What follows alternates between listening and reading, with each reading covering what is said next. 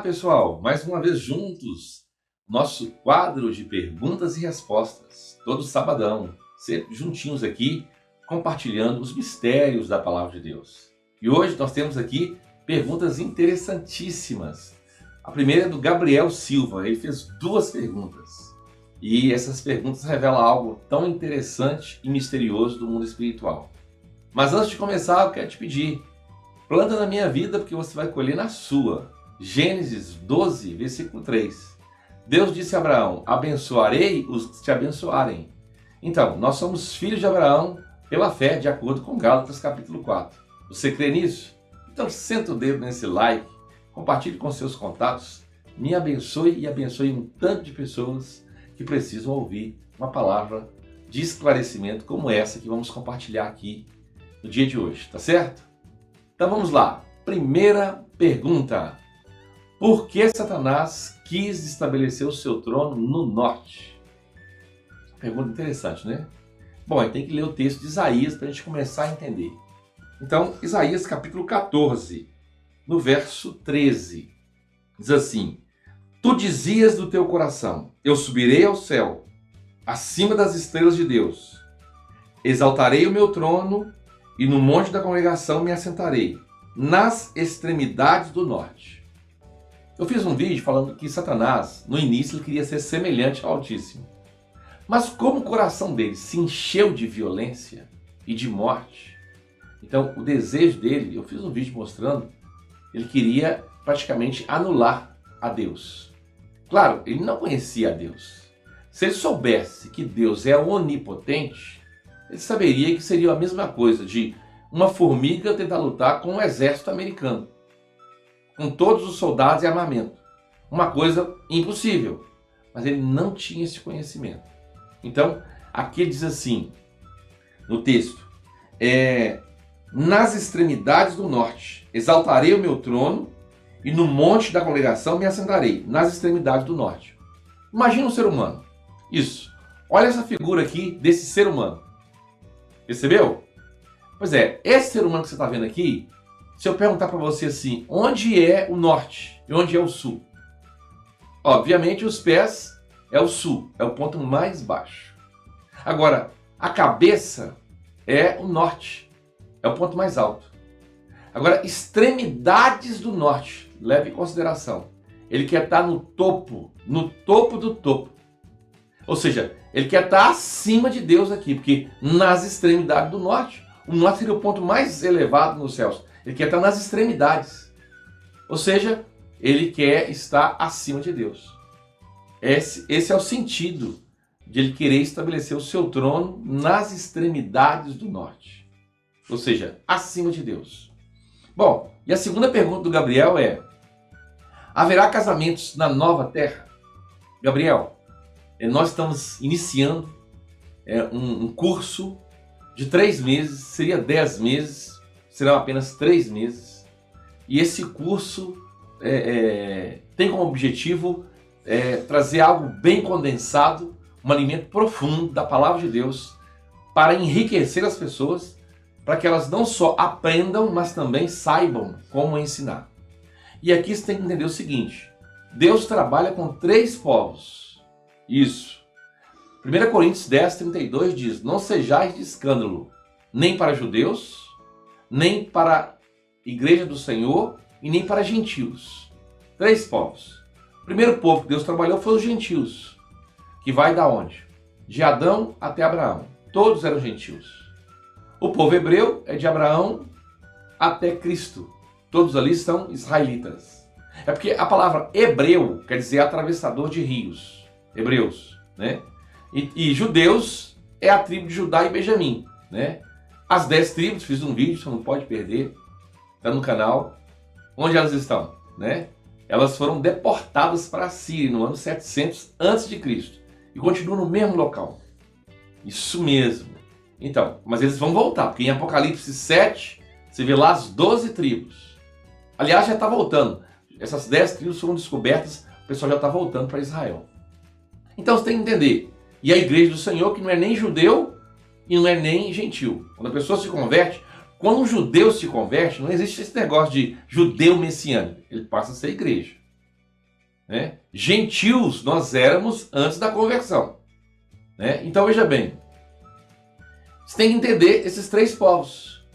Lá em Apocalipse fala assim: e as nações andarão mediante a luz da igreja, da Nova Jerusalém, melhor dizendo.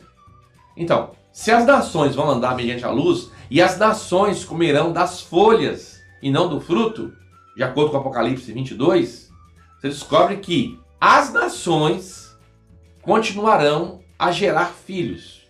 Porque as nações, embora restauradas, na mesma condição de Adão antes do pecado, elas ainda não terão sido revestidas de incorruptibilidade e imortabilidade. Então, quando a igreja, a noiva, é revestida dessas duas características, aí sim, não se casam e nem se dão em casamento. Tá certo? Bom, respondi a pergunta do Gabriel. A segunda pergunta, a terceira, né, é da Renata. Renata perguntou assim: pastor, os espíritos que encarnaram nos Néfilins seriam dos anjos que caíram com Satanás?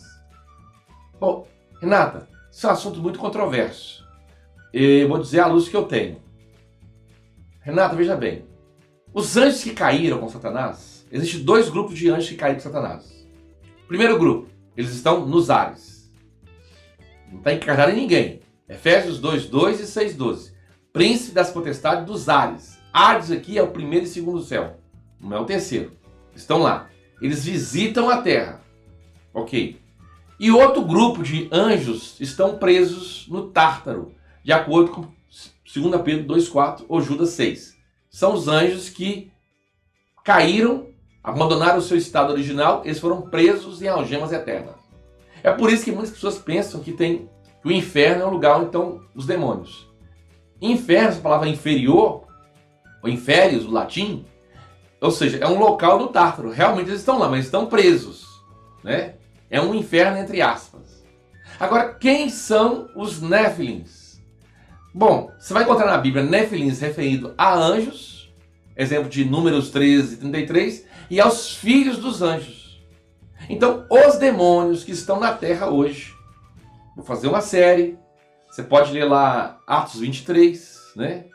Esse homem não falou nem por espírito nem por anjos. Eles falam a distinção.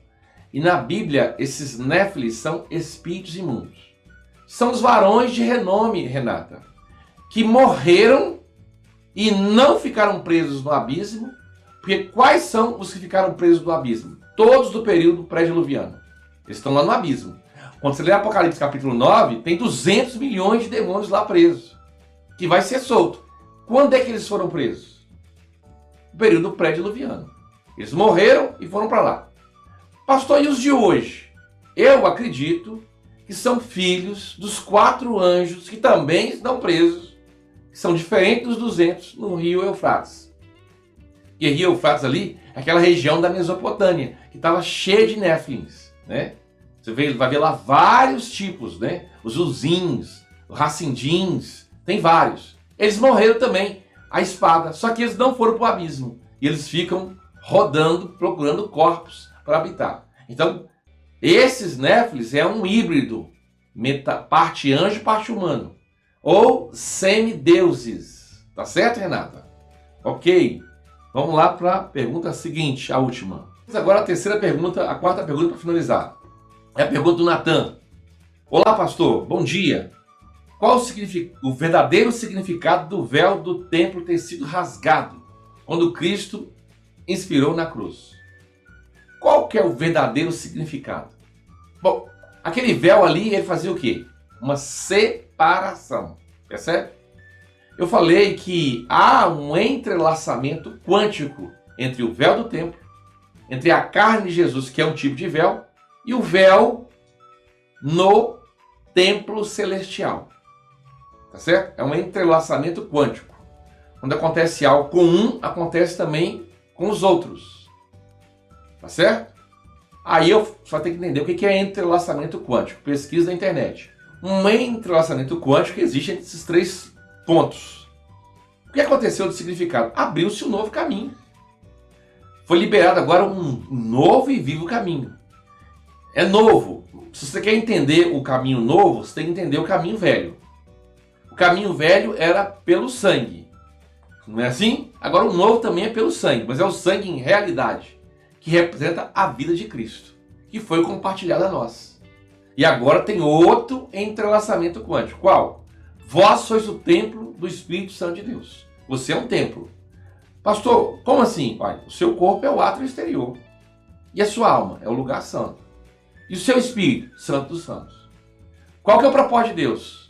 É que não haja separação. Tanto o seu espírito seja tão cheio da vida de Deus, que flua, e a sua alma, ou seja, a santificação na sua vida, seja algo tão real que você possa fluir como um rio. Aquele que crê em mim, como diz as Sagradas Escrituras, do seu interior fluirão rios de água viva. Ou seja, o significado é que agora nós não precisamos de mediadores, né? Nós podemos ter acesso direto ao Pai, mediante o sangue de Cristo e mediante um novo caminho. Tá certo? Bom, gente, espero ter compartilhado aqui esse sentimento da palavra do Senhor. Se você gostou, se você quer saber mais do curso, clique aqui embaixo, tem o telefone, dá tempo ainda. Queremos trabalhar com um grupo limitado. Vamos preparar aí homens e mulheres consagrados da palavra de Deus para impactar essa geração com o conhecimento dos mistérios do Reino dos Céus. Deus abençoe e até o próximo vídeo.